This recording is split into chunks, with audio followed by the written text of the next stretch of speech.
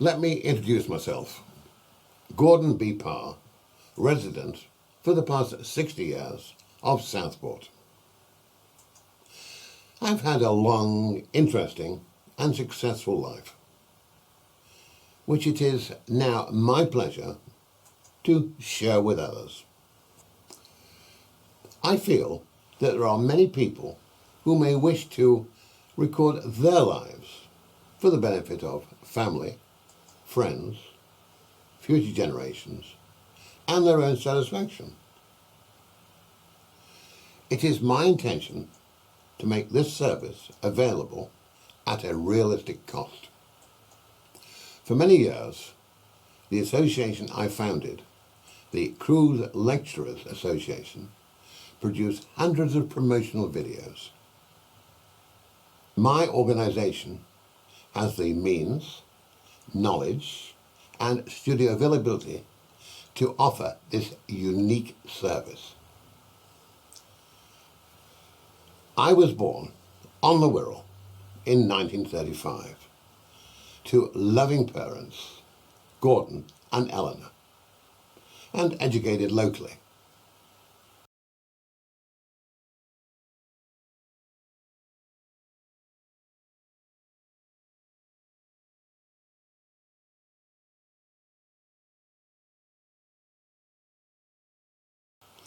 On leaving school, I worked for the Forestry Commission in North Wales, prior to joining the Household Cavalry, initially on a 3-year contract with 22 years on the reserve. I spent half my service in London and then transferred to the military police, being stationed in Paris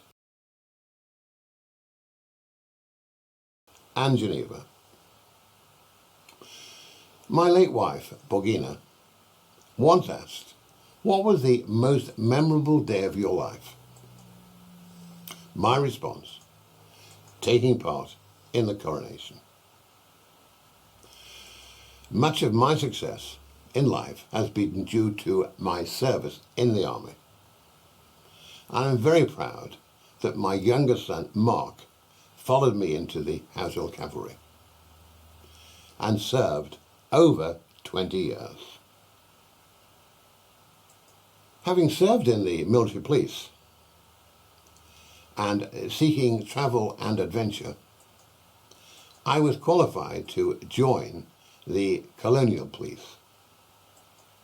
After 12 months on probation in Southport, I was offered posts in Malaysia or Bermuda. Bermuda seemed a lot safer, with good availability of American college girls. However, after less than a year, I returned to the UK. I was employed as a salesman for IBM in Leeds. After 3 years, I was transferred to the Toronto office, but never took up the position. Instead, my girlfriend, Mary, joined me, and we spent a year travelling across Canada and the USA.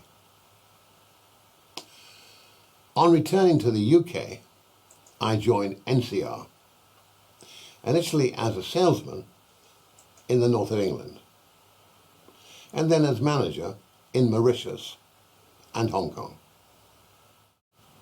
Whilst in Mauritius, I married Borgina, a beautiful, cultured and charming 20-year-old German girl. And we were together for over 30 years. She gave me 2 wonderful sons. Gordon came into the business, and Mark joined the Household Cavalry. In 1968, at the age of 32 years, whilst working in Hong Kong, I resigned, sold the Mercedes, cashed in the pension, took our savings, and returned to Southport. Sensing that a wig boom was about to occur, I went into the ladies' wig business. A Hong Kong manufactured wig cost around £2 and could retail for over 10. Within a year, I had 2 wig boutiques and concessions in department stores in the UK, Ireland and Germany. In 1972, whilst attending a cosmetic show in New York, I noted that the busiest stand was demonstrating a new concept and product: individual, semi-permanent eyelashes. I agreed a contract for UK distribution. On arriving back in the UK, I presented and took orders from Selfridges, John Lewis, Debenhams, Harvey Nichols and Harrods. Within a month, my own brand Everlash had been designed, sourced and launched at the London Hyde Park Hilton, with the first full-page advert appearing in Vogue. Within 2 years, distribution agreements had been signed and a distribution centre opened in Hollywood, USA. In 1973, I converted 2 wig boutiques to jean stores under the name Jeans and Things, the biggest seller being my own denim and sweatshirt collection, sourced from Hong Kong and marketed under my label.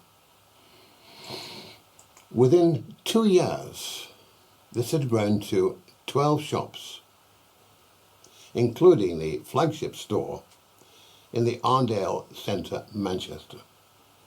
My company was one of the UK's biggest apparel importers of Wrangler, Lee and Levi from the USA. Knowing the importance of marketing, much time, money and effort being invested in brochures and publicity. While sourcing in Hong Kong, I purchased 3,000 belts and, needing a brand name, registered the trademark Lonsdale, a name eventually registered in over 20 countries. To assist in the marketing of my Lonsdale brand, I acquired the title Lord of Kirby Lonsdale. I was also appointed a Knight of the Military and Hospitality Order of St. Lazarus of Jerusalem. In the United Kingdom, my Lonsdale brand was sold via retailers Foster's, Millet's, Collier's and Burton's, who in one season purchased 96,000 garments. Export endeavours resulted in invitations to Buckingham Palace and to Downing Street to meet Margaret Thatcher, and many invitations to travel with government trade missions worldwide. The Lonsdale rugby shirt tube packaging was awarded the Sportswear Packaging Design of the Year and was exhibited for over a year at the Design Centre, the Haymarket, London. I designed and registered a travel and adventure brand under the label Voyager. Shortly before retiring, I sold the registration to a public company. I also sold my Lonsdale Worldwide registrations. Efforts resulted in fine homes in Southport, Sarasota, and my present garden residence, with the business being run from purpose-designed and built Lonsdale House, great cars, and holidays worldwide.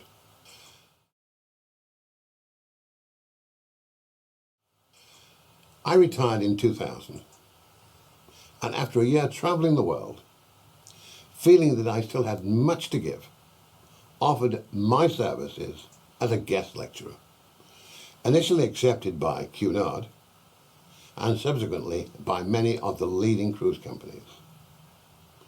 Cruising worldwide with full passenger facilities, presenting on Churchill, royalty and military topics. I was generally accompanied by a guest. During this time, I was offered a full-time salary position with Carnival Cruises as an art director. And after training in Florida and on ships in the Caribbean, was appointed to a P&O ship. My favourite cruise around the world in 80 days. After a year, I resigned to continue my cruise lecturing and the Textograph Cruise Portraiture program. I've always had a love of art, and in conjunction with leading ship's photographer, Ocean Images developed Textograph embellished portraiture. The concept being available on the ships of Crystal, Celebrity, Holland America and Fred Olsen for over 8 years. In 2011, one of the companies with whom I lectured asked if I could put together a program of a dozen lecturers for one of their ships. I took up the challenge, sought and appointed the required lecturers, and founded and registered the Cruise Lecturers Association. The association has proven very successful. The key being the production of promotional videos, directories, and websites, all being generated in-house by my colleague, Mark Wrigley. Over the years, hundreds of associates and their guests have cruised worldwide. I too have continued to cruise, often accompanied by my charming and beautiful partner of the past 6 years. It gives me much satisfaction to have brought such pleasure and fulfillment to so many people, giving cruising opportunities which would not have been possible. In April 2015, an associate acquired the Cruise Lecturers Association. Now using experience, know-how, design capability, computer expertise, and nationwide studios, it is intended to offer videos to a select few who, after a lifetime of achievement, would like to own such a memento for family, friends, themselves, and future generations. Thank you.